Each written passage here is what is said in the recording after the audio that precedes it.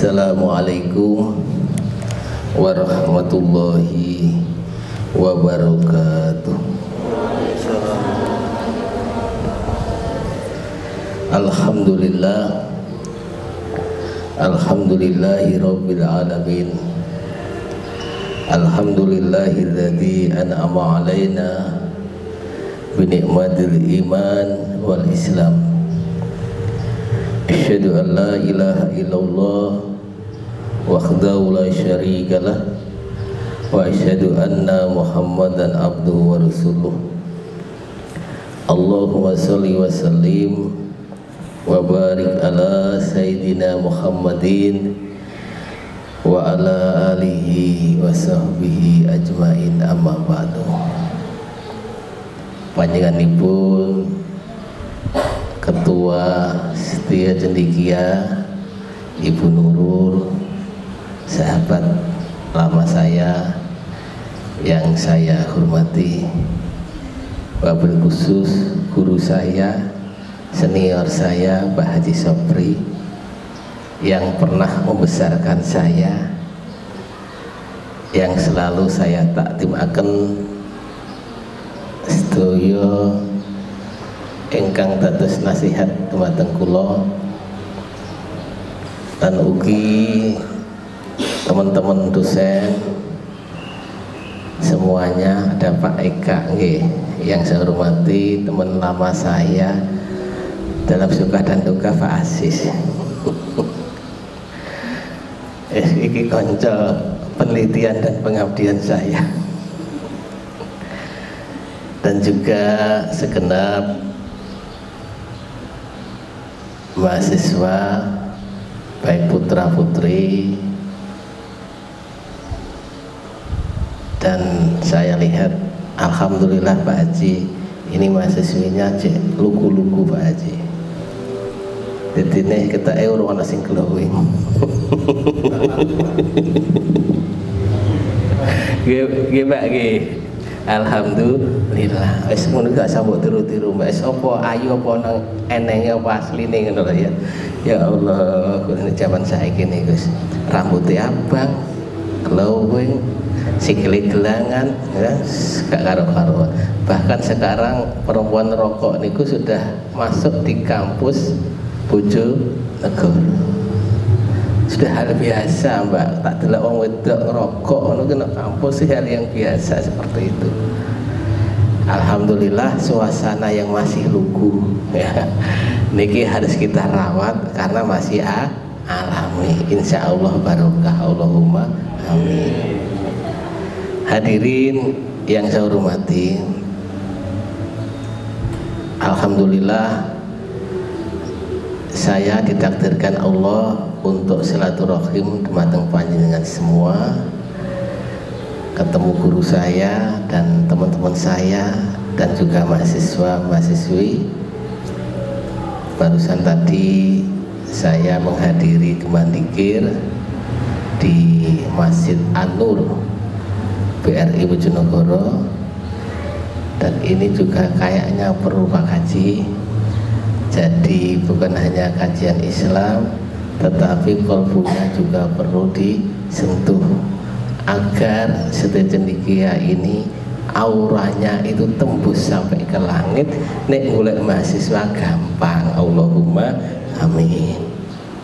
Nanti saya lanjut, nanti habis ini khutbah di Kedaton, sorenya nanti ke Sugiwaras, terus habis maghrib ada tahlilan, bar isya istighosah.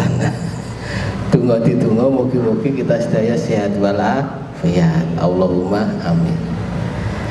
Bapak Ibu yang saya hormati, nek ana mahasiswa ceramah koyok ngene iki, nyuwun sewu senajan kampus basa kuwo niku campuran nggih. Kula sebab biasa niku ya ngoko ya basa ya Indonesia pun campur aduk. Jadi kalau saya ingat mahasiswa ceramah ini mengingatkan zaman saya dulu waktu mondok, setiap santri baru itu harus latihan ceramah. Dan Mbah Eng ini cek mending dirungokno padha meneng kabeh. Lah nek latihanku tik biyen ngoten niku kon ngomong sing ngrungokno sorak. Wes digojloki gak karuan sampai diantem gumbal amuk ngeten pun biasa. Nek mentale kuat ya dadi, mentale gak kuat keringetan drodos medhun saka podium. Dan hal ini perlu kita budayakan, kita lestarikan, karena satu hal yang perlu kita ingat, ketika seorang sarjana itu jurusan agama dan bisa berdakwah itu hal yang biasa. Tetapi kalau alumni Setia Cendekia suatu saat jadi kiai dan bunyai, itu baru luar biasa. Tepuk tangan semuanya. Dan ini perlu ada mata kuliah tambahan. Nah, jadi semacam ekstrakurikuler yang pada nantinya mahasiswa ini menjadi dai-dai di lapangan, dan dia pasti akan membawa nama harum Setia Cendekia, dan keberkahan Allah pasti menyertainya, dan jadilah anak-anak yang ada di sini mahasiswa yang soleh dan solehah. Ibu nggih, nggih. Bapak Ibu yang saya hormati, barusan kita dengarkan dari Mbak Rahma, nggih. Mbak Rahma cerita soal penyakit. Tak sambung malih, aku pengen cerita loro tapi lorone ati. Ya, jenengan nate mboten lara ati? Nate mboten? Jenengan nate galuh ta mboten? Nek bahasane mahasiswa niku napa? Galuh. Apa mahasiswa ini napa gundah? Nah, pada pagi hari ini saya selain membahas masalah galau, juga saya ingin membahas masalah futur. Futur ini nopo? Kurang semangat. Karena ketika kita futur, apa yang harus kita lakukan? Karena pada kalanya manusia itu ada yang semangat dan juga ada yang nurun. Ketika kita kumpul seperti ini, al-imanu yasidu wa yanqus, iman itu tambah. Tetapi ketika kita di luar dari masjid ini, iman kadang tuh turun. Bahkan di tempat keramaian, iman juga turun. Bahkan ada kalanya, mohon maaf ngapunten, ada sesuatu masjid atau musola, kalau sudah menjelang bulan besar, jamaahnya banyak. Semangat untuk jamaah sholat 5 waktu. Karena apa? Di situ ada inovasinya, ada kerenteknya dalam membuat sebuah acara. Apa acaranya? Melaksanakan Idul Kurban. Jadi jamaah iku podo teko, sapa ngerti sesuk dijak panitia. Semangat. Tapi nek bar Idul Kurban, jamaah mulai kalau sebabnya wis entuk daging. Ini bisa terjadi bagi kita semuanya. Ketika bulan Ramadan semua semangat untuk ibadah. Tetapi ketika selesai bulan Ramadan, semangatnya, futurnya itu turun. Ketika kajian Islam semacam ini, awalnya semangat, bisa juga di tengah-tengah menjadi turun. Maka ini perlu ada inovasi dan kreativitas dalam mengemas sebuah acara, agar nilai dakwah kita lebih bernilai, lebih berbobot, dan semangatnya ada. Dan hal ini saudara sekalian sudah diprediksi oleh Rasulullah Shallallahu Alaihi Wasallam, bahwa melalui riwayat Imam Ahmad, inna likulli amalin syirrotan walikuli syirrotin fadrah. Setiap amal itu ada masa-masa semangat, dan setiap masa semangat ada masa futurnya atau turunnya. Jadi niku Rasulullah sampun memprediksi pada umatnya, kita semuanya, nek wong menungso iku suatu saat semangat ibadahnya dan di situ akan terjadi turun semangatipun.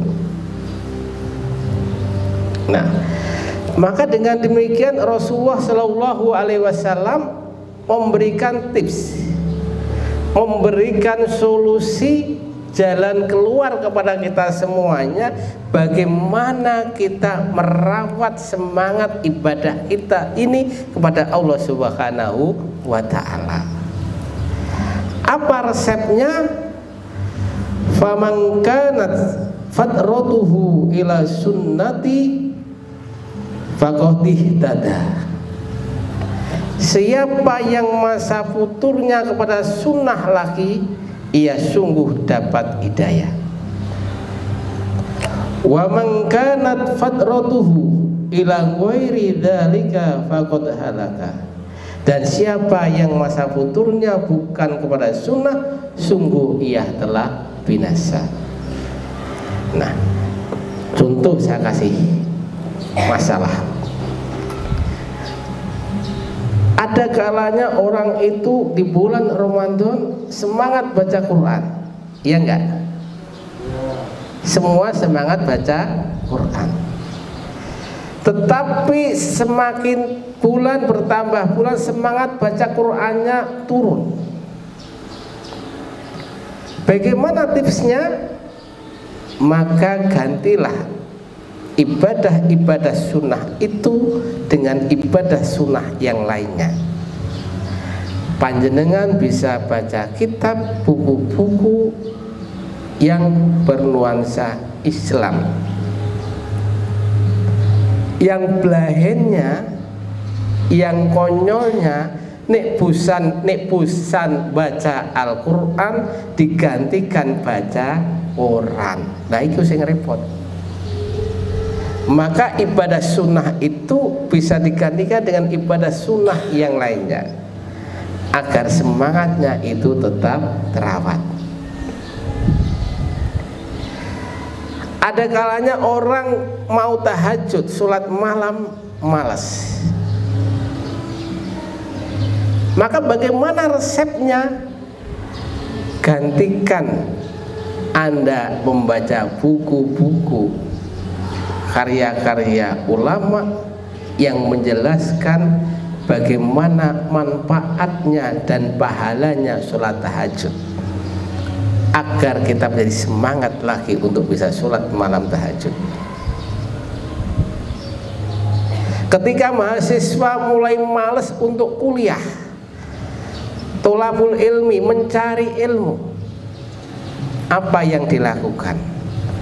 Maka kita dorong mahasiswa itu akan membaca faidah dan manfaat seorang mahasiswa yang mencari ilmu. Nah, ini salah satu resep yang bisa kita lakukan, bagaimana kita bisa merawat akan semangat ibadah kita agar tidak menjadi kendor. Jadi ibadah dari sunnah satunya ke sunnah lainnya, karena futur itu bersifat parsial. Nah, yang perlu dipahami lagi bagi kita semuanya adalah ketika futur itu sifatnya menyeluruh, totalitas, dan ini yang paling berbahaya. Ketika futur itu sifatnya totalitas, berarti itu diakibatkan karena kita banyak berbuat maksiat dan berbuat dosa. Jadi kalau dalam tubuh kita ini terjadi futur yang totalitas, berarti diakibatkan karena kita banyak berbuat maksiat dan dosa. Bahkan Imam Ibnu Qayyim dia mengatakan bahwa maksiat itu membuat hati menjadi lemah.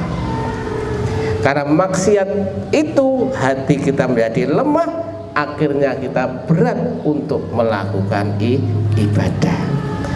Maka bisa kita lihat ketika orang susah untuk melakukan ibadah, orang susah untuk berjamaah, orang itu susah untuk punya kerentek mencari ilmunya, secara totalitas dia punya seperti itu, berarti perlu ada introspeksi. Kemungkinan dia maksiatnya dan dosanya lebih besar daripada amal kebaikannya.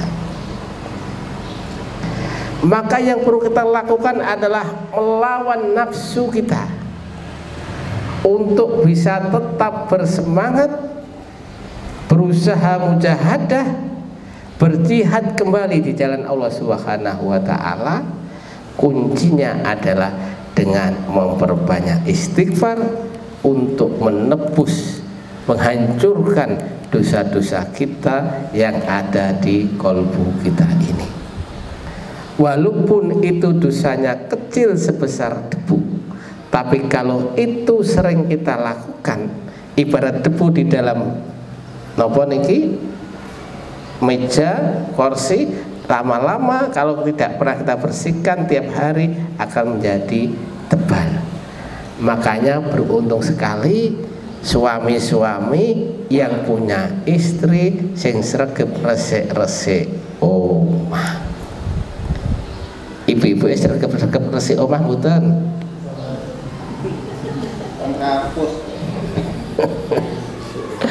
Nah, padahal niku nek resik-resik sregep omah niku ganjarane gede. Pak Kaji Sopri ganjarane gede, senajan jadi dosen, jadi marbot. Bisa juga marbotnya ini menjadikan lanarnya beliau, diangkatnya beliau masuk surganya Allah tanpa hisab. Allahumma amin. Karena orang itu tidak tahu masuk surga kita lewat amalan apa. Mboten ngertos. Kayak aku ngoten niki ya lewat amalan mboten ngertos. Apa karena dakwah ya belum tentu. Mesti kok dakwah pikirannya amplop. Gitu. Jadi sembahyang ya. Ya Gus nek esuk kan sore pira lumpuh. Belum tentu. Makanya saya bikin resep saya sendiri. Ada sebuah masjid yang saya datangi khutbah Jumat dengan ikhlas lillahi ta'ala, walaupun jauh, istiqomah saya datangi untuk melatih diri kita menjadi ikhlas. Nah, bahkan saya katakan masjid-masjid sing gak patok duwe dana kas, nek ora iso ngundang kiai gede, tekakno aku gak apa-apa, tanpa bisyarah lillahi ta'ala, untuk melatih keikhlasan kita. Nek perlu ya ngono. Nek ana jam tambahan ngajar, ya ta? Muridnya ana sing gak iso, mahasiswane gak iso. Oke, tak tambah, tak privat. Saya datang di kampus ini tanpa dibayar. Sakit Pak dosen? Nggih, lha ngeten. Itu untuk melatih keikhlasan kita. Senajan kula ngaten niki wonten griya nggih nyuwun sewu Pak Kaji ya melak-melak nyapu musala kula, melak resik musala kula pun biasa. Siapa tahu amalan kecil ini menjadikan pintu surganya Allah terbuka untuk saya. Banyak orang melakukan amal-amalan itu dilihat dari lahiriahnya saja. Sing paling apot ngeten. Jenengan bantu tiang mboten nate tepang, mboten nate kenal, tapi sampean bantu, saged mboten? Saged mboten? Contoh ngeten, saya kasih contoh ilustrasi, dan ini setiap saya ngomong pernah saya lakukan, dan tesis ini terbukti, dan dalam hitungan jam itu terjawab, Allah mengijabahi, betul. Nek ana wong wedok nuntun sepeda motor bensine entek, apa sing mbok lakoni? Apa, Mbak? Dijoli sepedae. Sepeda jenenge sampeyan ijoli sing ana bensine. Ini pernah saya lakukan.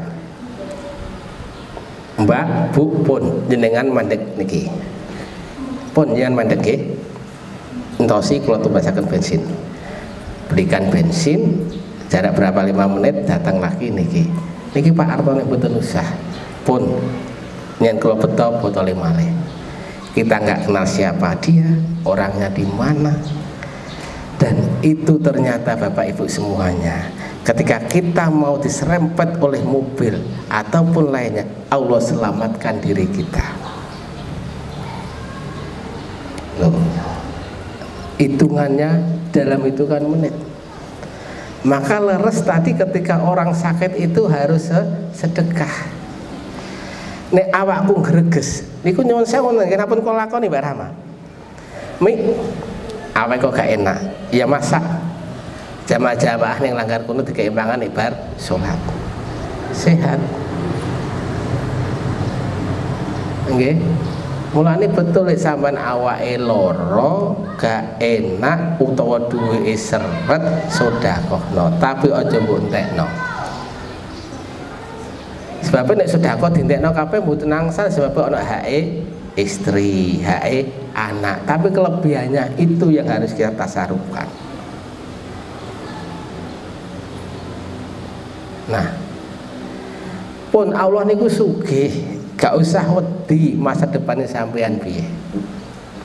Bahkan pernah saya tesiskan lagi sampai uji coba itu pernah sering saya lakukan.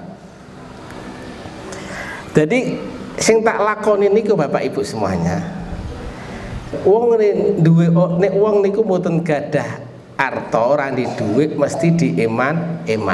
Ngeten nggih liku nggih. Wong nek ekonomi ngeten nggih. Nggih Pak Sis. Dik duweke seetik berarti pengeluarannya harus dikurangi.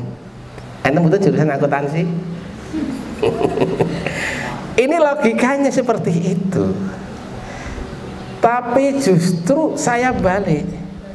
Ketika uang saya semakin sedikit, maka semakin saya kurangi, tapi gak dientekno ben ono kancane teko. Nah, suatu saat itu saya pernah ngajar di kampus tertentu. Biasa kalau saya habis ngajar di kampus, saya itu sukanya kuliner. Ayo keluar makan, cari makan. Pasti sering ya. Pasti sering ngopi karo aku. Nah, ayo makan. Nah, sampun benjing mawon ana sing nolak. Baru kita mengajak orang makan bersama dan terus kita masuk di warung. Sing tak pilih niku Bapak Ibu, warung sing gak pati payu, wonge tuwek rondo. Tapi nek wajahe sing nom-nom ini mesti sing dipilih rondo enom sing dodol. Nggih mboten? Pak Eka nggih rondo enom. Lha niku wong marung sing dipilih rondo sing enom, justru kula balik. Sing tak pilih rondo tuwek warunge sing gak pati payu. Iku sing mulai barokah ya rezekine awak dhewe. Saestu niku. Lah kata niku loh ya Allah ya Karim. Lagi tenguk-tenguk ngaten ku dahar ngaten niku. Wis ana sing bayari. Padahal awak dhewe lagi ngajak tiang mangan ora sida. Apa nek kelakon. Ya. Maka itulah tips-tips lainnya kita selain berzikir kepada Allah Subhanahu wa taala, perbanyak istighfar untuk merawat agar kita tidak menjadi putur ini, maka kita juga perbanyak sedekah untuk sebagai tolak bala. Hadirin yang dihormati, yang kami hormati, selanjutnya adalah di dalam Al-Quran itu dijelaskan, walladzina jahadu fina lanahdiyannahum subulana, dan orang-orang yang berjuang di jalan kami akan berikan ia hidayah kepada jalan-jalan kami yang lainnya. Jadi wong sing gelem ngurusi majelis taklim semacam ini, Allah janjikan akan diberi hidayah oleh Allah Subhanahu wa taala. Kira-kira jenengan niku nyuwun sewu, jadi wakil ketua atau enak jadi ketua majelis taklim? Sebabnya wong niku nek ngopeni barang ngeten niku akeh sing mboten purun. Jirine gak teles ya Pak Aziz. Justru orang yang suka ngopeni hal semacam ini Allah berikan hidayah. Hidayah Allah itu berupa macam-macam. Bisa mungkin Allah beri kenyamanan kita, kalbu kita menjadi lebih tenang. Anak-anak kita anak soleh-soleha. Karena banyak orang ketika bapaknya pejabat, ya, anaknya amburadul. Tapi ono wong sing gak duwe ikhlas lillahi ta'ala, anake dadi wong. Di situ kuncinya adalah apa? Nirakati anak. Kalau ingin mahasiswa Siti Cendekia ilmunya berkah, begitu lulus dari alumni ini menjadi orang-orang yang bermanfaat, khairun nas anfa'uhum linnas, maka bukan hanya wali mahasiswanya yang tirakat, bapak ibunya yang tirakat, tapi dosanya pun harus tirakat. Saya itu setiap habis sholat, semua santri saya, murid-murid saya kirimi Fatihah khusus. Istri saya, anak-anak saya kirimi Fatihah. Nah, kinten-kinten nyuwun sewu, dosa ini siap mboten setiap habis sholat kirim Fatihah kepada mahasiswanya. Sanggup Pak Aziz? Sakit ya Pak Ika? Kirimi Fatihah setiap habis sholat. Wa ila jasadi siapa? Satu persatu. Kedua, istrinya kirimi Fatihah, anaknya kirimi Fatihah. Pun itu mustajabah, gak usah reno-reno. Itu yang akan menjadikan keberkahan kita semua. Nah, hadirin yang dirahmati Allah, tips yang selanjutnya yang bisa kita lakukan adalah ketika putur kita itu terjadi pada diri kita, maka perbanyak silaturahmi. Jadi nek seperti saya itu umpama casku kurang, kalau dolan guru-guru kula, kiai-kiai kula silaturahim nyuwun nasihate. Nah, nek ketemu wong alim niku sampean rasa mesti rasane adem. Rasane adem. Jadi jenengan niku proces niku kurang, karena orang itu butuh dices, maka panjenengan bisa silaturahim pada orang-orang yang soleh. Anda bisa silaturahim pada guru-guru dosen panjenengan untuk mendapatkan nasihat, dan itu nanti akan menjadi semangat hidup kita dan kita lebih giat beribadah lagi. Hadirin yang dirahmati Allah, yang terakhir yang saya sampaikan kepada panjenengan semuanya, ketika kita sudah semangat, maka jangan lupa bahwa di dalam kehidupan ini yang sering terjadi di antara kita adalah seperti katakan di awal, bahwa kita sering galau, kita sering cemas, kita sering tidak tentram. Maka saudara sekalian, orang itu menjadi cemas, orang itu menjadi tidak tentram, gundah hatinya, karena hati kita itu terlalu menginginkan yang besar terhadap urusan duniawi. Ketika hati kita itu menginginkan urusan duniawi yang terlalu besar, maka kita akan menjadi khawatir untuk tidak mendapatkannya. Ketika kita khawatir untuk tidak mendapatkannya, maka kita akan menjadi gundah, gulana, dan galau. Dan akhirnya kalau sudah demikian, kita akan menjadi orang yang sedih ketika tidak berhasil. Maka Rasulullah mengendikan, mangkanat dunya hammahu farraqallahu alaihi amrohu. Siapa yang ingin keinginannya terbesarnya adalah dunia, Allah akan cerai beraikan urusannya.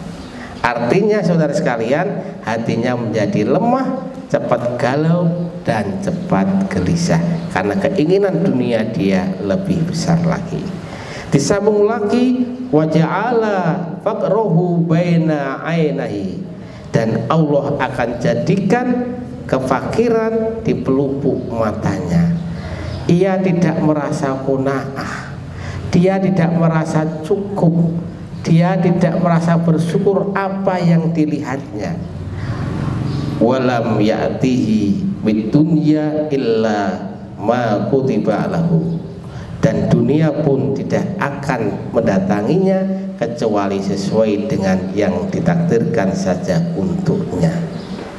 Nah, hadirin yang dirahmati Allah, tapi kadang ada juga dalam hidup ini, jenengan mungkin pernah merasakan, kadang tiba-tiba kita itu merasa galau, tiba-tiba tanpa sebab. Nanti buten, nanti mas G, tiba-tiba kita merasa galau tanpa ada sebab.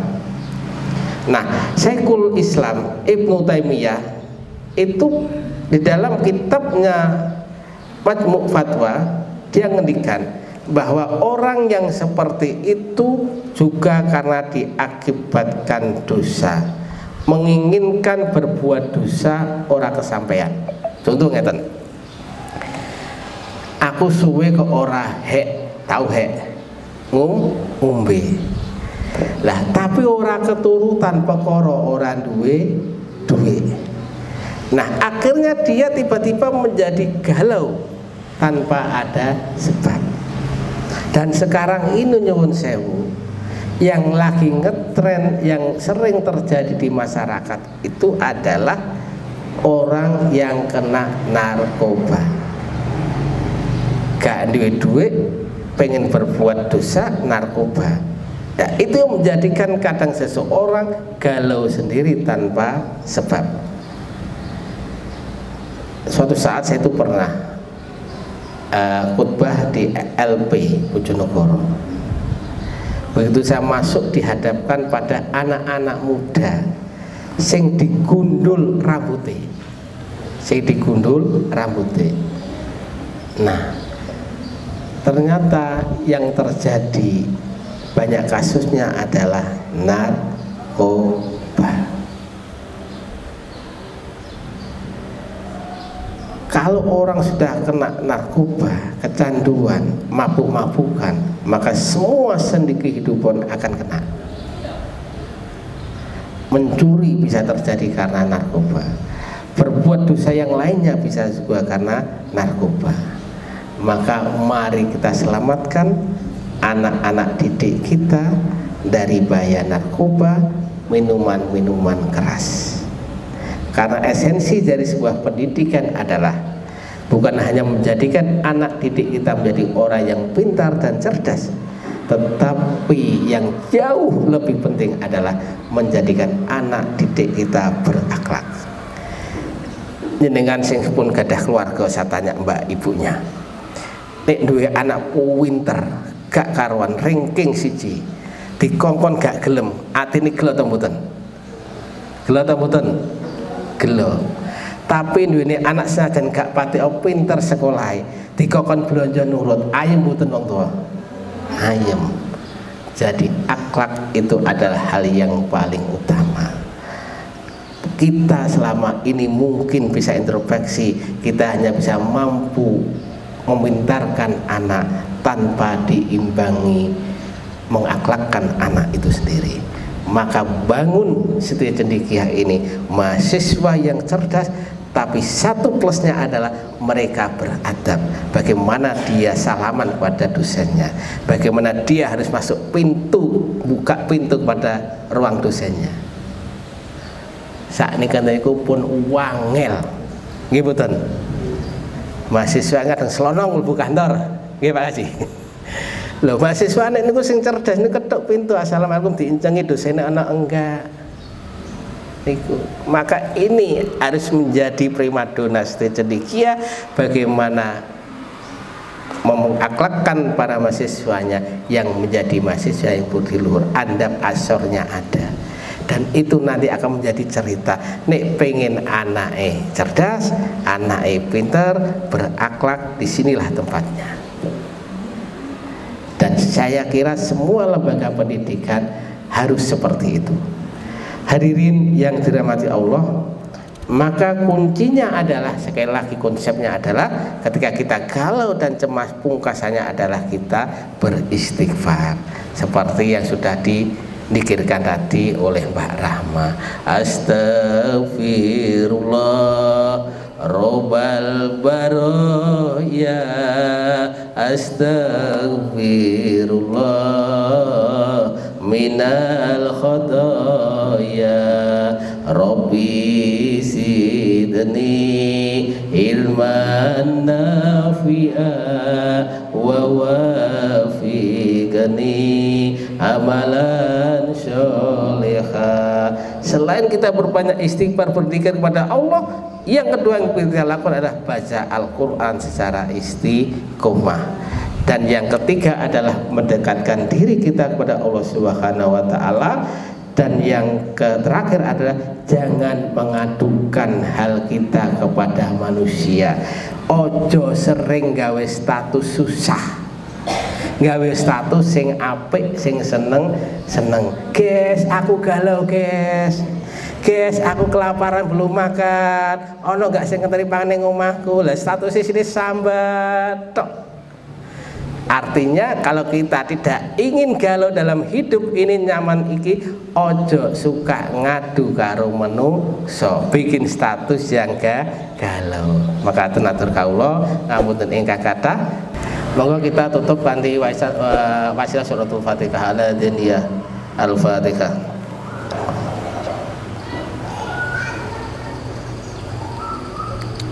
A'udzubillahi minasyaitonirrajim. Bismillahirrahmanirrahim. Allahumma sholli ala sayyidina Muhammad wa ala ali sayyidina Muhammad walhamdulillahirabbil alamin.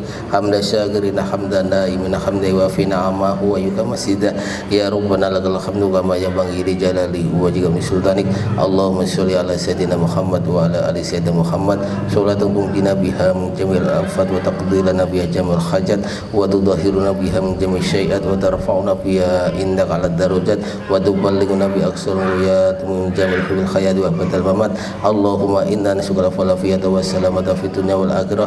Rabbana hab lana min aswajina wa dhurriyyatina qurrata a'yun waj'alna muttaqina imama. Rabbana hab lana min asyolihin ya Allah. Allahumma ja'alna auladana wa ahlana min ahli ilmi min ahli khair wa la taj'alna wa iyyahum min ahli syarri wad dhair. Rabbana atina fid dunya hasanah wa fil akhirati hasanah wa qina adzabannar wa adkhilna jannata mabrar ya aziz ya Ghafar ya Rabbal alamin. Sallallahu ala sayyidina Muhammadin wa ala alihi washabihi ajmain. Alhamdulillahi rabbil alamin bil barakatil Fatihah.